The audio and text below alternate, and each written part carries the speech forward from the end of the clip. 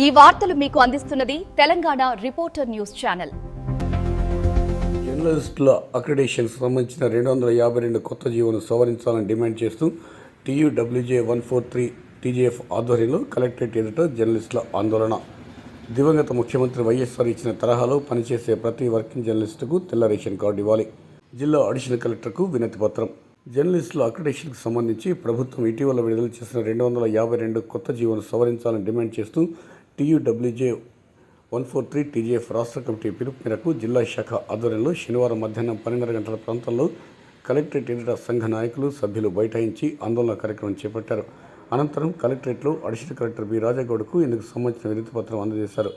ఈ కార్యక్రమంలో TUWJ 143 జిల్లా అధ్యక్షులు షికారి రామకృష్ణ, రాష్ట్ర ఉపాధ్యక్షులు గంగుల రాంగోపాల్, నేషనల్ కౌన్సిల్ సభ్యులు సిరిసిల శ్రీనివాస్, టెంజు జిల్లా అధ్యక్షులు దొమ్మాటి అంజగౌడ్తో పాటు కోరుట్ల, మెట్పల్లి, మల్లాపూర్, ఇబ్రహీంపట్నం, కొడిమ్యాల, మల్యాల, జగిత్యాల తదితర ప్రాంతాలకు చెందిన పలువురు సంఘ సభ్యులు పాల్గొన్నారు. ఈ సందర్భంగా జర్నలిస్ట్ సంఘ నాయకులు మాట్లాడుతూ media accreditation card, media card పేరిట 2 కార్డుల విధానానికి స్వస్తి పలకాలని డిమాండ్ చేశారు. 2 సంవత్సరాల తర్వాత తెలంగాణ రాష్ట్రంలో జర్నలిస్టులకు కొత్త అక్రిడేషన్ జారీ చేయడం కోసం ప్రభుత్వం తీసుకొచ్చిన జీవో నెంబర్ 252 లోపభూయిష్టంగా ఉందని అన్నారు. ఇంకా వారు మాట్లాడుతూ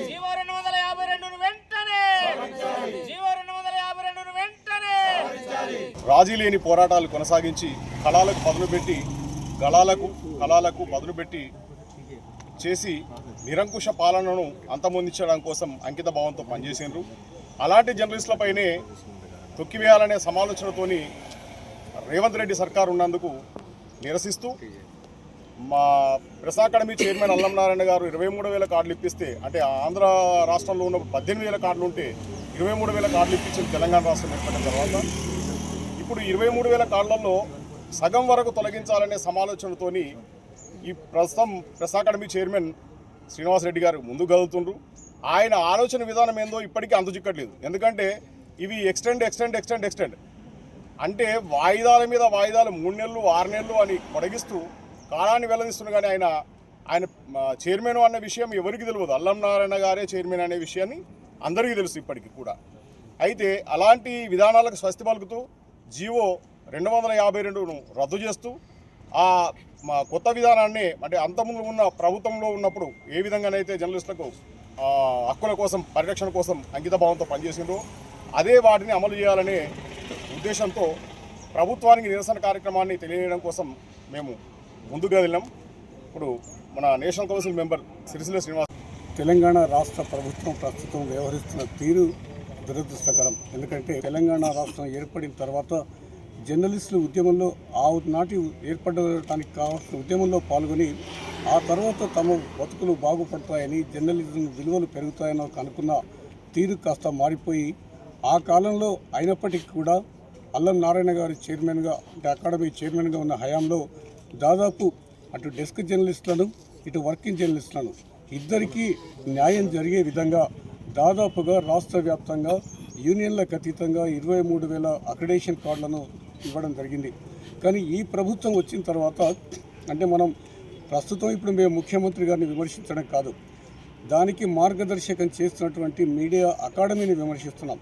2 సంవత్సరాలు అయినప్పటికీ కూడా ఇంతవరకు జర్నలిస్టుల సమస్యల గురించి కానీ, జర్నలిస్టులకు ఒక అవగాహన సదస్సులు ఏర్పరచడం కానీ, జర్నలిస్టులను సమాజంలో చైతన్యవంతులు చేసే దిశలో కానీ, అదేవిధంగా ప్రభుత్వానికి దరిచేర్చే విధంగా ఏమాత్రం కృషి చేయడం లేదన్న నినాదంతో ఈరోజు కొత్తగా రూపొందించినటువంటి 252 జీవోను సవరించాలన్న ఒక నినాదంతో రాష్ట్ర కమిటీ పిలుపు మేరకు అన్ని జిల్లా కలెక్టరేట్ల ఎదుట ఈరోజు నిరసన కార్యక్రమం చేపట్టి జిల్లా కలెక్టర్ గారికి, జిల్లా కలెక్టర్ గారి ద్వారా ముఖ్యమంత్రి గారికి ఈ తెలంగాణ ప్రభుత్వానికి ఒక వినతి పత్రం సమర్పించే కార్యక్రమాన్ని ఈరోజు చేపట్టడం జరిగింది.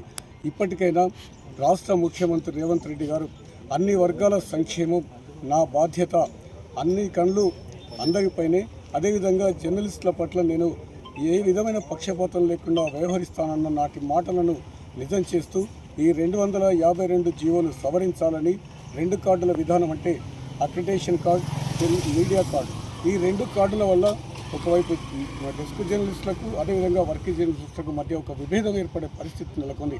ఈ సందర్భంలో ఒకటే అందరి డిమాండు, జర్నలిస్టులు అందరి గొంతుక, యూనియన్లు అన్నీ కలిసి రావాలని ఈ సందర్భంగా కోరుకుంటున్నాం.